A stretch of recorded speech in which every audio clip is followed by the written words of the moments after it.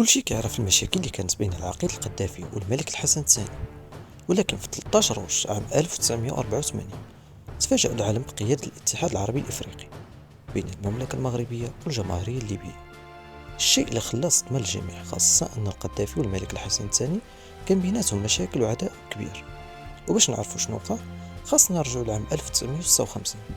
فبعد ما خدا المغرب الاستقلال ديالو في عام 1956، كانت المملكة الليبية هي أيضا خدت الاستقلال ديالها في عام 1951. اللي كان كيحكم آنذاك الملك إدريس السنوسي، اللي كانت له علاقات ممتازة مع المملكة المغربية ومع الملك الحسن الثاني.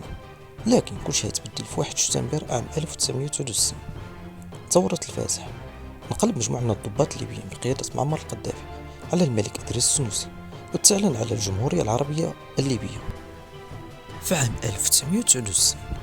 وبعد أشهر قليلة من صعود القذافي للحكم، تقام مؤتمر القمة العربية في الرباط في المغرب، وهذا كان أول لقاء وصدام بين الحسن الثاني والقذافي. فبعد ما استقبل الملك الحسن الثاني الضيوف ديالو، قرب رئيس الديوان الملكي وباس يد الملك الحسن الثاني وخبروا بأن المؤتمر واجد.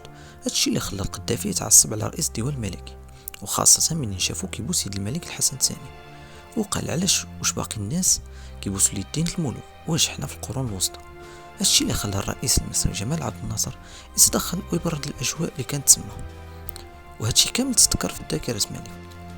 هادشي اللي خلى الرئيس المصري جمال عبد الناصر يتدخل ويبرد الاجواء اللي كانت تما.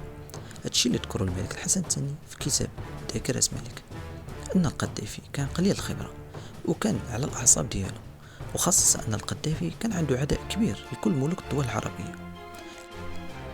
ولكن هذا العداء غيبان في عام 1971 في محاولة انقلاب الصخيرات، بعد ما تحرك الكولونيل محمد عباو للقصر الصخيرات للقيام بمحاولة انقلاب تمت إذاعة البيان الأول للانقلاب، الشيء اللي خلى دول بحال ليبيا أنها تدعم هذا الانقلاب، بحيث أن الإذاعة الليبية بدأت كتنشر بيان الانقلاب في الإذاعات الليبية. وما وقفتش الأمور غير هنا، فقام العقيد القذافي بإرسال عضو مجلس الرائد عوض علي حمزة إلى الجزائر لطلب من الرئيس الجزائري هواري بومدين يسمح لهم يفتحوا الأجواء ديالهم للطائرة الحربية باش يساعدوا الانقلابيين. لكن كان جواب الرئيس هواري بومدين بالرفض، وهادشي اللي قالوا الرئيس الجزائري للملك الحسن الثاني في اتصال هاتفي بعد ما فشل محاولة الانقلاب. هادشي اللي خلى الملك الحسن الثاني يقوم بمطالبة السفير الليبي يوسف الشيباني بمغادرة المملكة، وتم إغلاق السفارة الليبية. وبعد سنين وبالضبط سنة 1975 قرر الملك الحسن الثاني القيام بالمسيرة الخضراء لتحرير الصحراء المغربية من الاحتلال الإسباني. هادشي اللي خلى الملك الحسن الثاني يدعو مجموعة من القيادات العربية للمشاركة في المسيرة.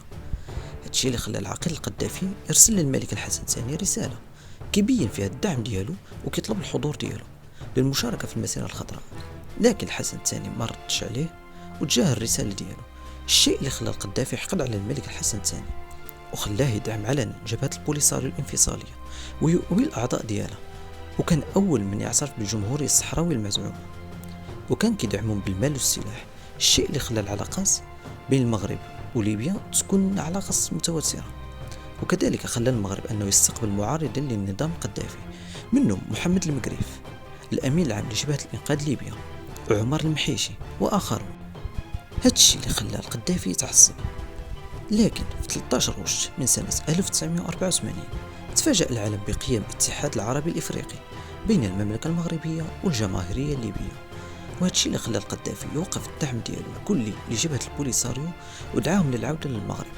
وكان الملك الحسن الثاني قال في كتاب ذاكرة ملك: كان أبنائي يتعرضون آنذاك لقصف المدفعين، أحدهما جزائري والثاني ليبي، وكان من أوجب واجباتي إسكاتهما، فبتوقيع المعاهدة تمكنت من جعل القذافي محايدا، وحصلت على التزامه لي بعدم الاستمرار في تقديم أدنى مساعدة لأعدائي وللبوليساريو.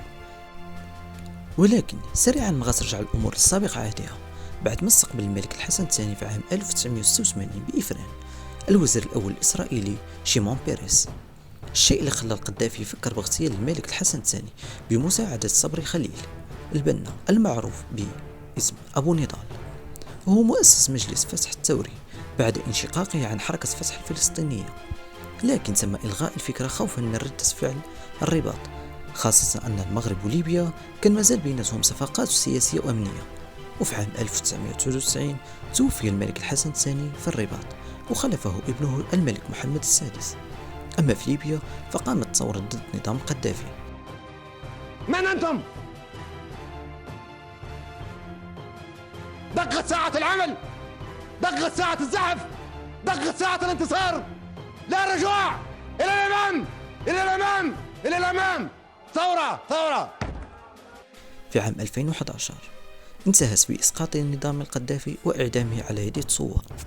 وفي الأخير إلا عجبك الفيديو ما تنساش دير إعجاب وتعليق وتشترك في القناة ديالنا وتشارك المقطع مع أصحابك. شكرا.